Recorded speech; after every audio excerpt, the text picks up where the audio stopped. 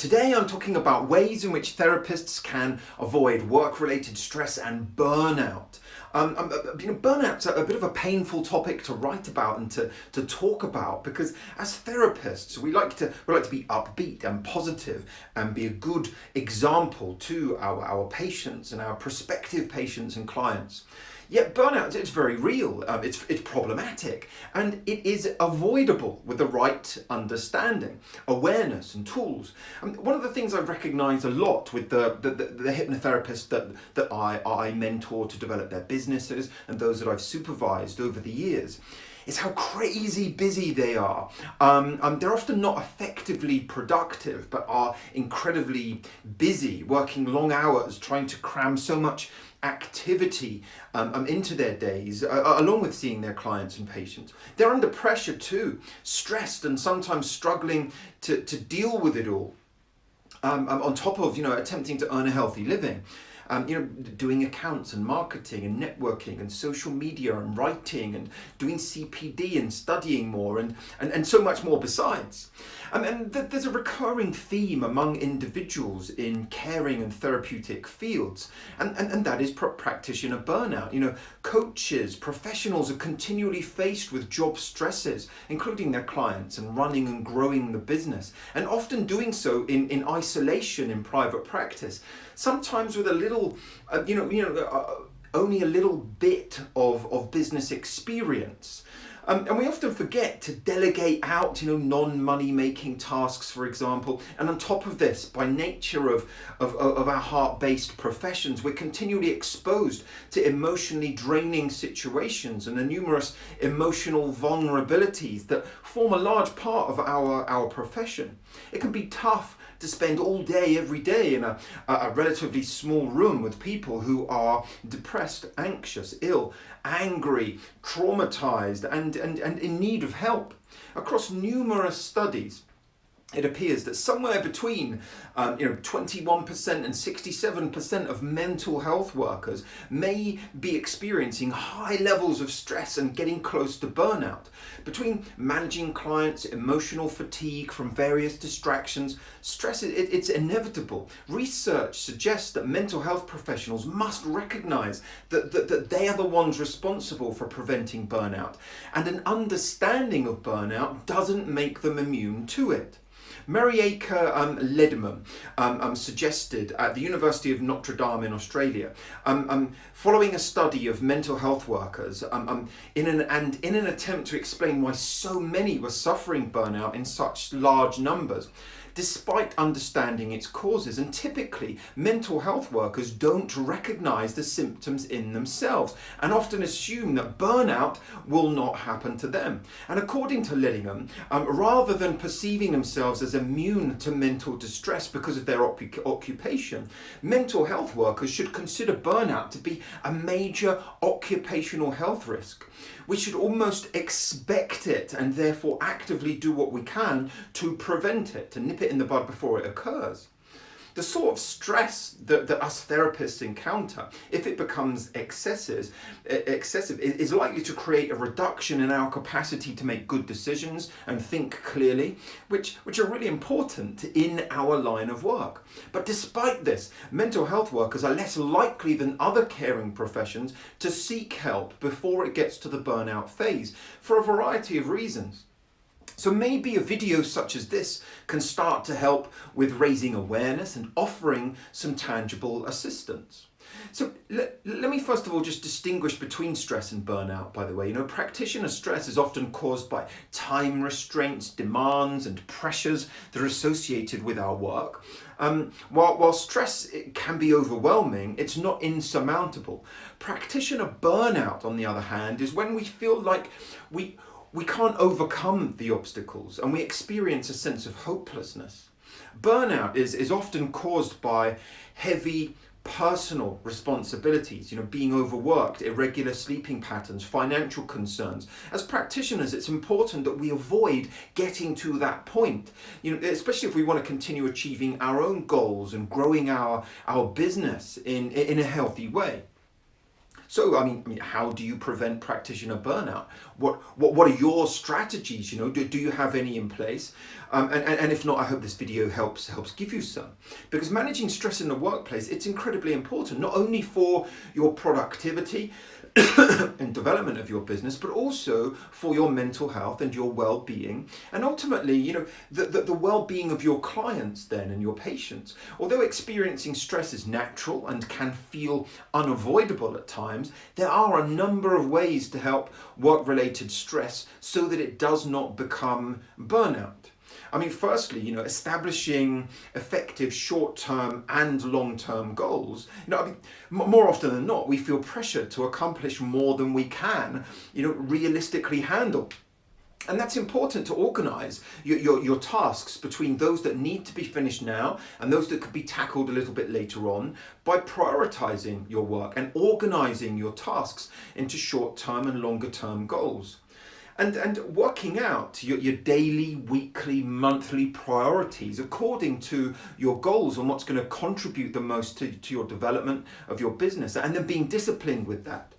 Second of all, establishing boundaries. Amelia Barr once wrote, "It's only in sorrow bad weather masters us.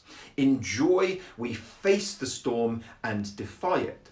So if you find yourself constantly thinking about work and replaying the scenarios of the day, or having trouble sleeping at night, it may be time to set some boundaries. And these boundaries will be different for each individual. But it's important to set the right boundaries for you, for your career and your mental well-being. Even if you are in a role whereby you're constantly on the clock, for example, you want to perhaps consider or unplugging from work for a set amount of time each day in order to recharge.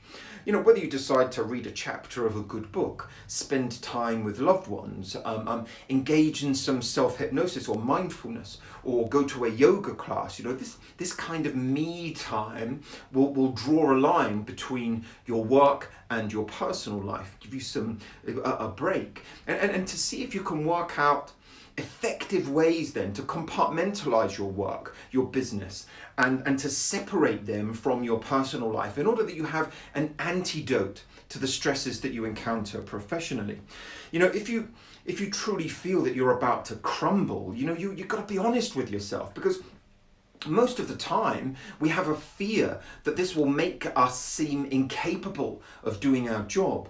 You've got to figure out what it is that you need, and make your needs known and ask for help ultimately.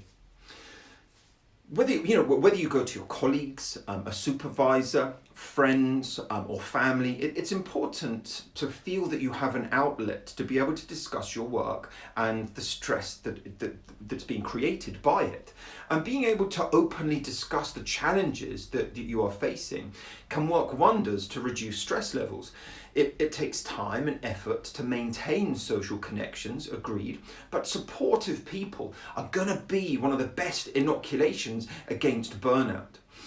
If you don't have a quality support network around you, which I strongly recommend you forge and create, then work out some ways this very day that you can start to establish one effectively. Ensure that you have a supervisor and some supervision scheduled. Consider having a mentor of some kind or a peer group that you can speak to and articulate your stresses. Or of course, look to friends and family to unburden yourself from time to time and help put things in some perspective.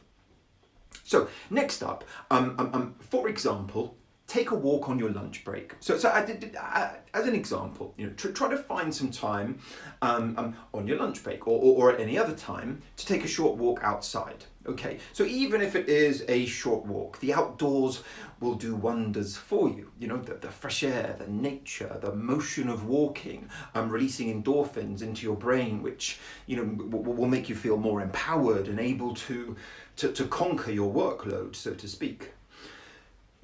Of course, this is very evidence-based, and the simple act of having a change of scene can help greatly. One of the reasons that I love living by the seaside is that during my working days and often straight after work, I can run or walk along the seafront or play with my kids on the beach, and work can feel like it's a million miles away.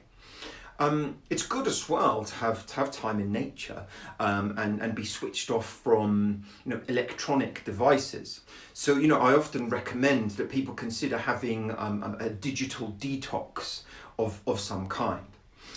In most cases, we're excited and happy once we make a new career choice, for example. However, after some time, that excitement can diminish when we get settled into our routine. So, remind yourself what it was about you, when you made this choice in the first place. Was it that you had the chance to do some real good in the world, some altruism? Was it that you derive a sense of joy from doing effective therapy? Was it that you got to relocate to a town or a city that you'd always wanted to live in? Was it that you wanted to have life autonomy? Whatever the reason, hold on to that, because there's a reason you are where you are. And at one point, this is exactly where you wanted to be, and do your best to hold that perspective. And of course, take care of your body and mind. And I know this sounds obvious, but eating healthy meals, exercising regularly, drinking plenty of water, taking care of your mental well-being, they're not only incredibly beneficial to your health, but of course they're going to significantly reduce feelings of stress. When the body and mind are in good health, you will be better equipped to handle stressful situations when they come your way.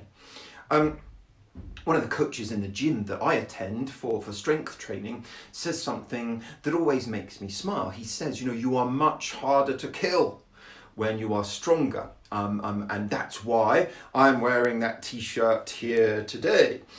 Strong people are harder to kill. That says the same thing.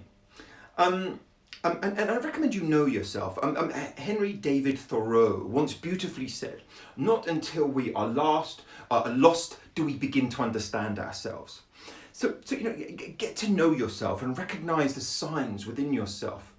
Finally and most importantly, you want to know the signs of burnout before it becomes an issue for you. We've all heard the story about the frog who was boiled alive in a pot of water, not noticing the heat gradually rising. The same is true for burnout. If you don't recognize the signs of burnout, you won't be able to manage the risk and do something about it before it begins to affect your career or your business. So, have some strategies in place that help you check in with yourself to notice and understand your experiences and recognize symptoms and the telltale signs, then act upon them before they get worse. And to start, you can think about how you can structure your schedule around managing the trigger points that are unique to you. How can you better equip yourself to deal with the setbacks and the draining work on occasions? Likewise, what energizes you and fills you with excitement and happiness and fulfillment? Is there a time of day or week you're best able to handle certain aspects of your life? And how can you pad the bad stuff out with the good and create some balance and help reduce the impact of certain things upon you? As you'll see, knowing yourself is central to being able to do more of the work you love and the way you love to do it, for example. The world needs you therapists now more than ever. So make sure that you take care of yourself. Start with some of these ideas and then start to employ other strategies that suit you and your life. That's it for today. Do subscribe to this channel.